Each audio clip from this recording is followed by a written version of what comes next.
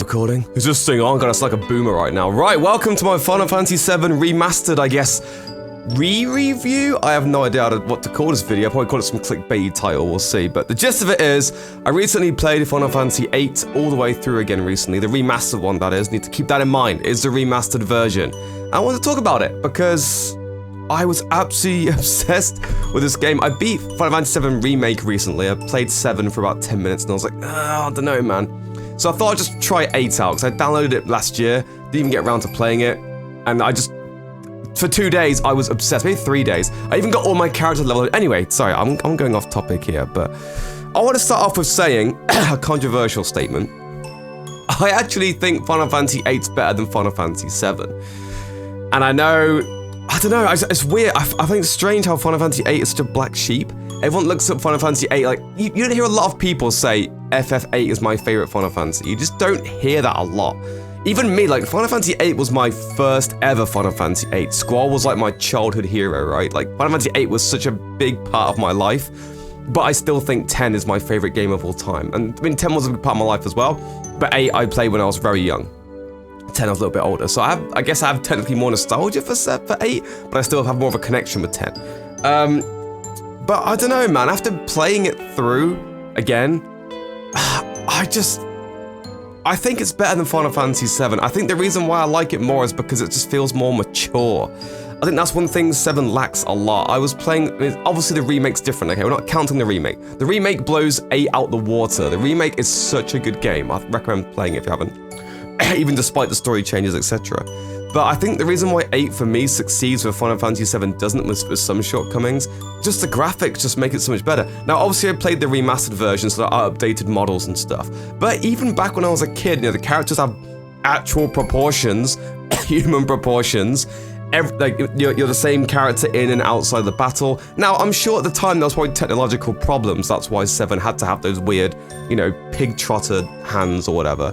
But I will say when I was a kid, after playing this first and then playing 7 after, I found it really distracting and weird. And 7's quite a serious game, but it's hard. 7's a little bit harder to take seriously because of the pig trotters, and it's kind of like a bit dorky, even though I did take most of the game seriously, of course, because it's a Final Fantasy game. But 8, I just found, it just felt like the game was a bit more mature, had more mature themes. I mean, I know they're young and stuff, but I don't know, man. I find it as, I just find it easier to connect with and actually engage in the story a bit more. And I will say, obviously, a lot of people say, oh, it's all a dream after disc 2 or whatever. I think that's a load of bollocks. I think it's even been confirmed by the guy who made it. That's a load of shit. Same with the Renoa and Ultimecia theory, that it's also been confirmed, or deconfirmed almost, by the creator, which again, I think is true. I mean, it would be kind of cool, I guess, but at the same time, it doesn't need to be there. But I think Ultimecia works because she's a mystery. That's the point of it, you know. Sometimes, yeah, it's pretty shit, she hasn't got a lot of huge backstory, but at the same time, they don't really need to know her backstory much, because she's a sorceress who clearly has weird reasons for time compression. Near the end, she starts saying random shit. You know, she's a sorceress, she's a bitch, she hates seeds, like, it's pretty obvious why she's doing what she's doing. You don't really need much more than that. She's just this evil bitch, and in a way, her castle kind of tells her story, I think. I mean, it's huge and weird and it's empty and there's no one there. It's just, that tells a lot about her, I think. But I don't know, I'm looking into that too much, who knows.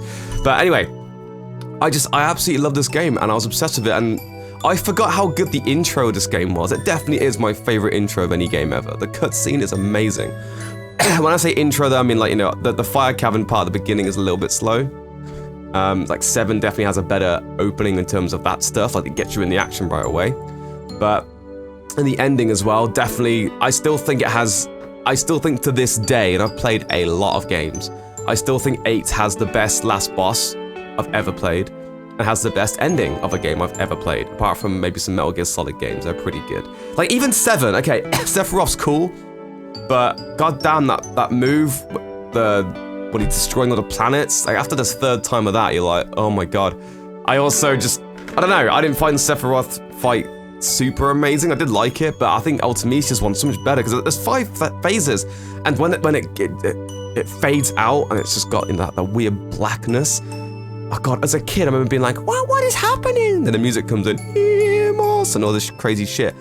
the music kicks in. Oh, it was just one of the best moments of my childhood. And this may sound really weird, but I was really drunk the other day on Discord with my missus. And I don't know, I said to her, I want to show you the last boss and ending of Final Fantasy VIII. And even just showing her and playing it, I was like, this is still so good. And she even really enjoyed it. Without any much context, she was like, this is really cool. And she didn't even like that kind of shit.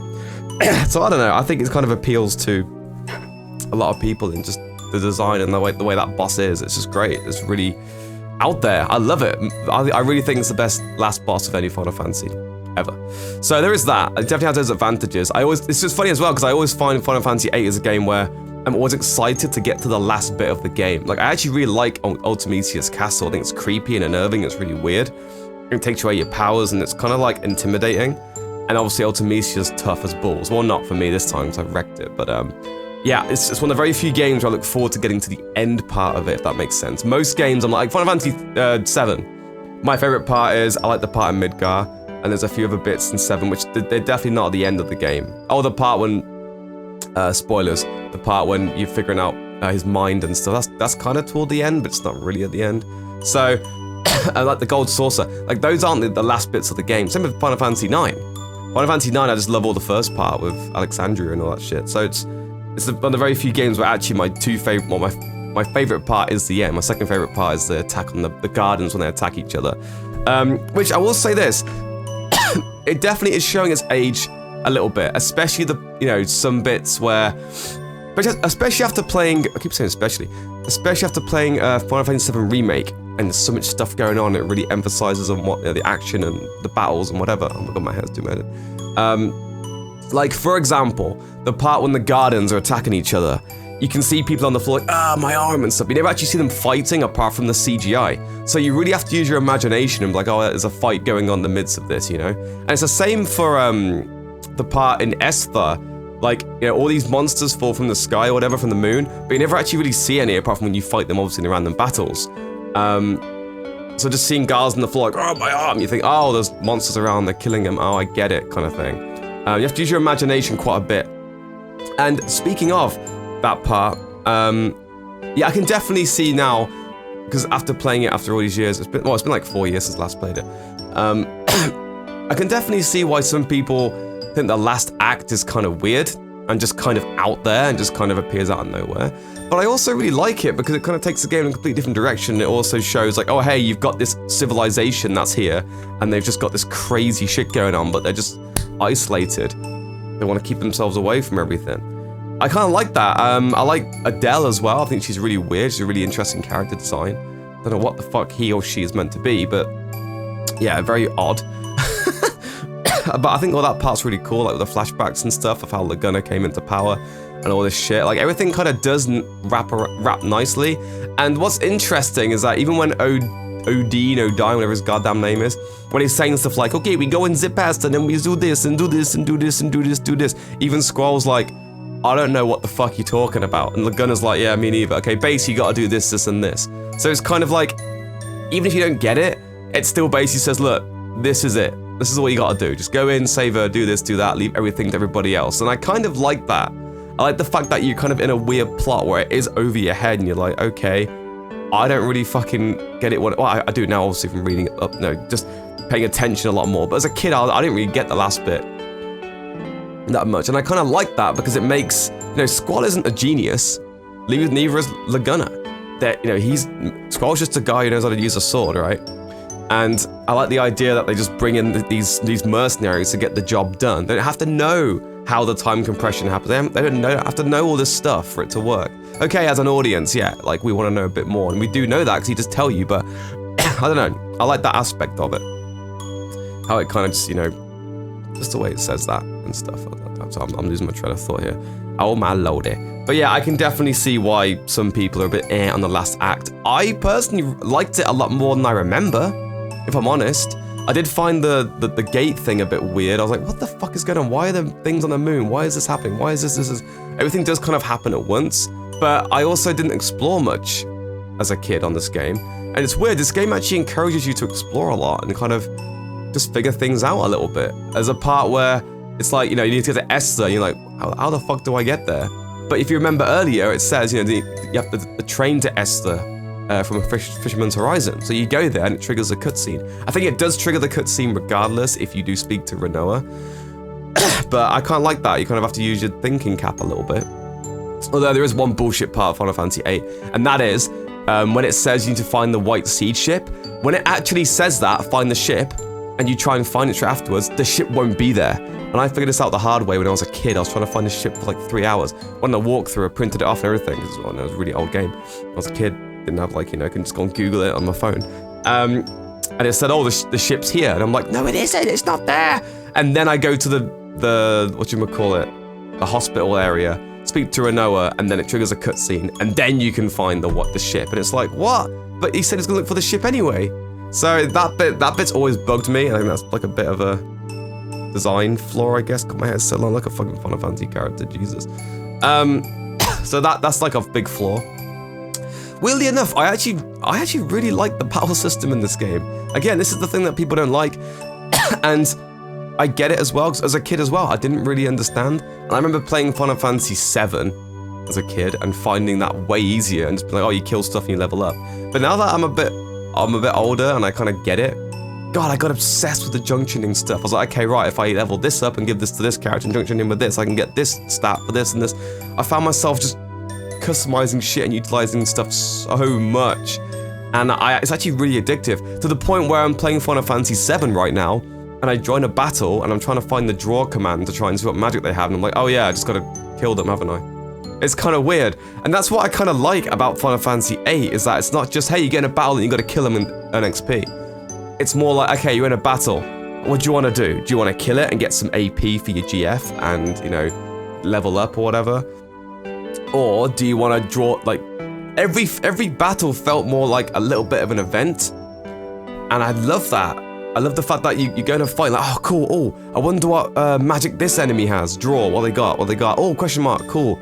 Sweet, well, that one's a bit shit, but whatever, cool, I still drew it. Like, every enemy has something to offer you, and that's the part I love about the battle system. Now, we'll say this. Yeah, for sure, it's grindy as fuck, the drawing stuff. And I think the reason why I didn't mind it as much as time playing through is because I had the ×3. So, you know, when I start drawing, I also had it on a memory remember, so if you know, it remembers what you had it on.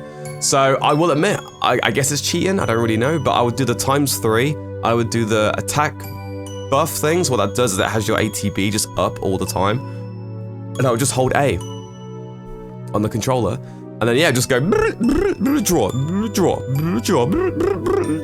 draw. Now, I guess that's cheating. But I also, you know, there's no point me wasting 20 minutes of my time getting the draw when there's a built-in button I can just press to speed the game up. And it's kind of the norm now. I mean, Final Fantasy XII wasn't even a cheat. They just had a speed-up mode in there. So I personally feel that speed-up mode actually really benefits Final Fantasy VIII a lot, because it just really takes away from the grindy aspect a lot. That whole thing is basically eliminated. Okay, yeah, some spells can take forever, like Aura. I don't think Irvine had really low magic, so it could only draw one at a time, and it was like, oh my god, it took ages. But, okay, so that still took a while. But still, compared to how long it would have taken, I don't know, I think it's weird that speed up aspect really, really, really benefits Final Fantasy VIII a lot.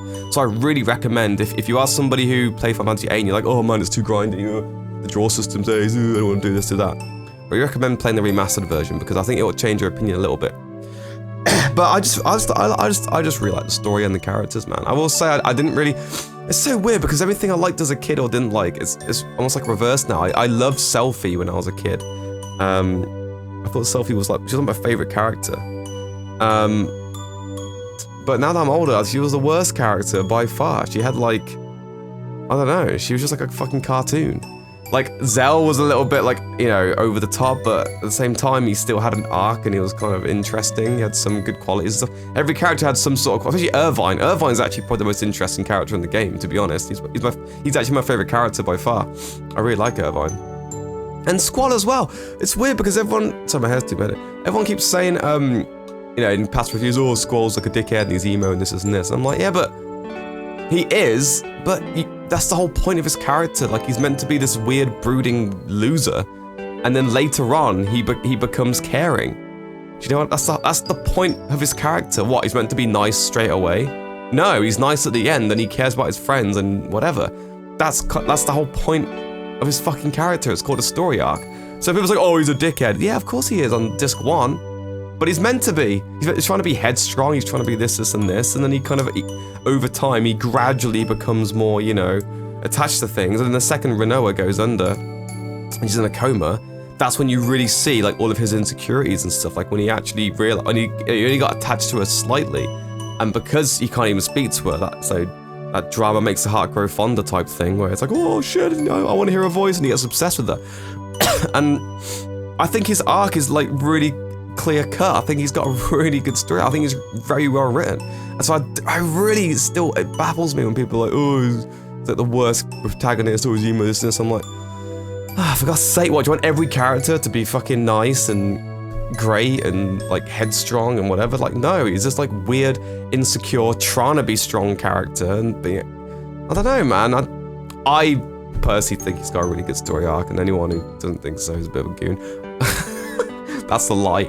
You can disagree with me if you want to, but I strongly disagree. So, I will say Quistis as well, her story arc ends very early on. Like, Quistis is really sidelined for the whole game, to be honest. Like, I actually kind of liked Quistis this time a lot at the beginning, and I wanted to get to know her more and be her to be part of the story, but she just isn't in the game that much at all after she basically opens up and then loses her training license or whatever, her teacher license. It's kind of weird. She gets really sidelined. Like, way too much, I think. She's just barely even in it. But I also feel like the problem is that I didn't use her for, like, I personally, I never use her. I always use Rinoa and Irvine, and then I have Zell, Quistis, and Selphie as my B team. So they're always the ones who are under-leveled, and especially Selphie. She was like level 11 by the time I got to the end of the game. Until I obviously leveled them all up to level 100, because I just wanted to. That's one thing as well I really enjoyed. I got all the characters up to level 100, got all the GFs up to level 100, got all the best weapons.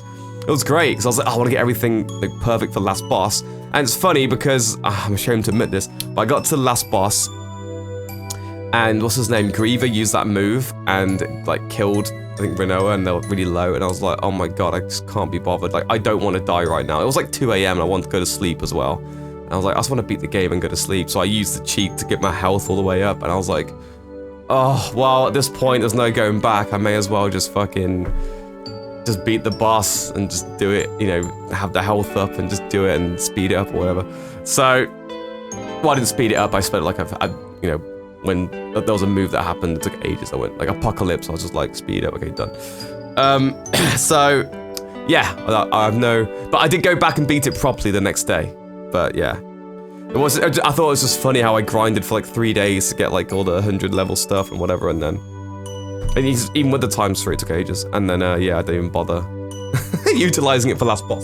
But it is what it is. But yeah, I don't know, man. I really, really, really enjoyed it. If you're somebody who hasn't played Final Fantasy VIII, I really recommend playing the remastered version. If you're somebody who has played it and you just were turned off by it, maybe like, I don't know. I think it might be my second favorite one, to be honest. 10 than 8. I really like 8. I don't know. I mean, 7 was always a really great game. Whenever I play it, I love it. 7 and 9. Whenever I play 9, I love it. But it's never. I always beat 7, and 8. I always finish it and go, God, that is just so fucking good, man. Like I want to play it again. That's how much I really enjoy it. Whereas 7 I beat, and I'm like, that was such a good game, but I'll play it in a couple of years, you know. 7 was never my favorite. I know 7 sold the most, and everyone holds that dear to their heart, but I just think from I don't know, like maybe I'm blinded by nostalgia, but I also feel like I'm not as much because 10 is my favorite, so. I don't know. Anyway, leave a comment down below what you think of Final Fantasy VIII, if you've played it, what your thoughts are, if you're gonna play it, or, you know, if you played a remaster as well. I think the new character models, I didn't touch on that, but oh well. That's the end of my discussion. I'm rambling too much now, so yeah, if you played it, leave a comment down below. I'm interested in what you think, and yeah, I'll see you next time.